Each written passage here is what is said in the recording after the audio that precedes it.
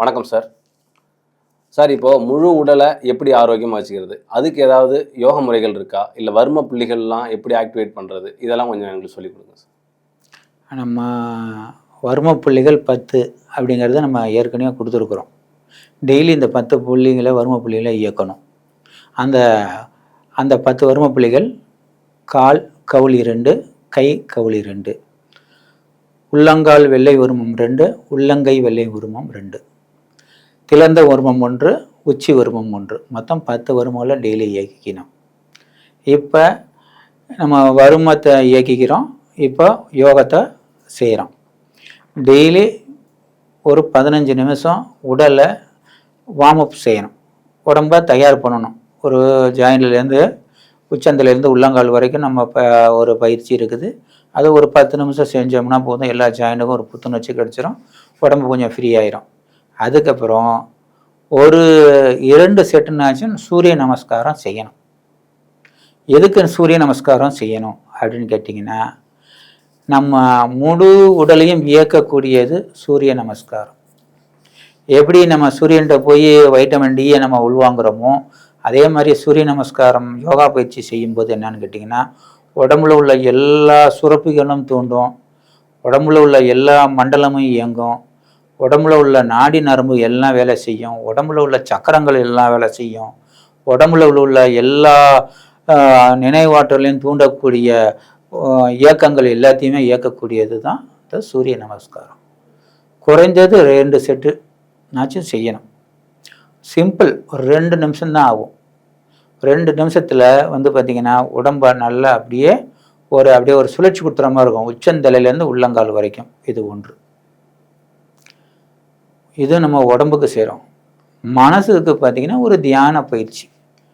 ஒரு 10 நிமிடம் நல்லா கண்ணை மூடி அமைதியாக ஒரு இடத்துல உக்காந்து நல்லா ஒரு மூச்சை நல்லா ஆழ்ந்த சுவாசத்தை பிரீத் இன் பிரீத் அவுட் செய்யும்போது என்ன ஆகுன்னா, அப்படியே உள்முகமாக 7 சக்கரங்கள் வழியாக அப்படியே உங்களுடைய சுவாசங்கள் 7 சக்கரங்களையும் தொட்டு சகசிராரம் வரைக்கும் போகும். சகசிராரத்துலேருந்து மூலாதாரம் வரைக்கும் அப்படியே தொட்டுக்கிட்டே வரும். அப்போ இந்த சக்கரங்களை தூண்டுகள் மூலியமாக உள்ள இருக்க சுரப்பிகளையும் நல்லா தூண்டி விடும். உங்களுக்கு பிட்யூட்டரி சுரப்பி, பீனியல் சுரப்பி, தைராய்டு சுரப்பி, அட்ரினல் சுரப்பி, உங்களுக்கு செக்ஸுவல் கிளாண்டு எல்லாத்தையுமே நல்லா தூண்டி விடும். தூண்டி விட்டு போனோன்னா என்ன ஆகும்னா, உடம்பு ரீதியாகவும் மன ரீதியாகவும் நல்ல ஆற்றல்கள் வெளியே வரும். நல்ல ஒரு நாளில் பண்ணிங்கன்னா ஒரு வாரத்தில் ஒரு நல்ல வித்தியாசத்தை உங்களால் கண்கூடாக பார்க்க முடியும். இப்போ நம்ம எல்லாரும் செய்கிற சிறு சிறு தவறுகள் என்னன்னு கேட்டிங்கன்னா, நம்ம எதை முன்னாடி செய்யணும், எதை பின்னாடி செய்யணும், எதை முறைப்படி செய்யணுங்கிறத தெரிஞ்சு செய்யணும். நம்ம என்ன பண்ணுவோம்னா, செய்யக்கூடாத செய்வோம், செய்கிறத செய்ய மாட்டோம்.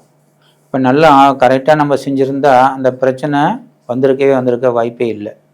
அந்த இதையும் நம்ம செய்கிறோம், நம்மளுக்கு பிரச்சனை ஏன் வருதுன்னா நம்ம அது முறையாக செய்யலைன்னு தான் அர்த்தம்.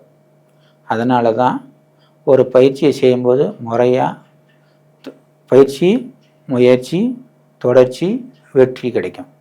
அப்போ பார்த்திங்கன்னா 90 நாளில் உங்கள் உடம்பே புதுசாக மாறிடும். அதுக்கு தான் நம்ம யோகா பயிற்சிலாம் கற்றுக் கொடுக்குறோம். 1 வீக்கிலேயே உங்களுக்கு எல்லாமே கற்றுக் கொடுத்துருவோம். சின்ன சின்ன பயிற்சிகளை செஞ்சோம்னா உங்களுக்கு பெரிய செலவுகள் எதுவும் வராது. இப்போ ஒருத்தவங்களுக்கு நிறையா நம்ம பண்ண இந்த பிரச்சனை அந்த பிரச்சனை வரவங்க யோகா செய்கிறவங்களுக்கு எந்த பிரச்சனையுமே வராது. பெரிய அளவில் பிரச்சனை வராது. நம்ம ரெகுலராக செய்ய பார்த்திங்கன்னா அது உங்களை கண்டுகிட்டு அந்த வியாதியை ஓடி போயிடும். ஏன்னா உடம்புக்குள்ளார அவ்வளோ எதிர்ப்பாற்றலை உள்வாங்கும் நம்ம உடல். அப்போ என்ன பண்ணணும், இப்போல்லாம் நம்மளுக்கு பார்த்திங்கன்னா பலகீனமாக இருக்கும். அது செய்ய பார்த்திங்கன்னா உடலும் மனமும் தைரியத்தை அதிகம் வச்சுருனால உடம்பை என்றைக்கும் இளமையாகவும் ஆரோக்கியமாகவும் பவர்ஃபுல்லாகவும் வச்சுருக்கோம். இப்போ யாரெல்லாம் யோகத்தை கடைப்பிடிக்கிறாங்களோ அவங்கள நம்ம யோகின்னு சொல்லுவோம். அந்த யோகிக்கு பார்த்திங்கன்னா அவ்வளோ ஒரு கான்ஃபிடென்ட் இருக்கும். நல்லா பாருங்கள், பயிற்சி செய்கிறவங்களெல்லாம் பாருங்கள், நல்லா ஆரோக்கியமாக இருப்பாங்க, மனசு திடமாக இருக்கும், எதாவது டேக் இட் ஈஸின்னு போயிடுவாங்க. ஏன்னா எல்லாத்துக்குங்கிறது எல்லாம் வரதான் செய்யும். அது வந்து சில பேர்த்துக்கு பார்த்திங்கன்னா ஏதாச்சும் ஒன்று இதுன்னா ரொம்ப சோர்ந்து பெறுவாங்க. அவங்க சில பேருக்கு திடகாத்தமாக இருக்கிறதுக்கு காரணமே அவங்களுடைய மன வலிமை தான். அதுக்கு தான் எல்லாரும் யோக பயிற்சியை செய்ய சொல்கிறது. டெய்லி ஒரு 20 நிமிஷம், குறைஞ்சது அரை மணி நேரம், முடிகிறவங்க எவ்வளோ நேரம் வேணாலும் செய்யலாம். இது அளவுக்கு மீறினால் அமிர்தமும் நஞ்சு தான்.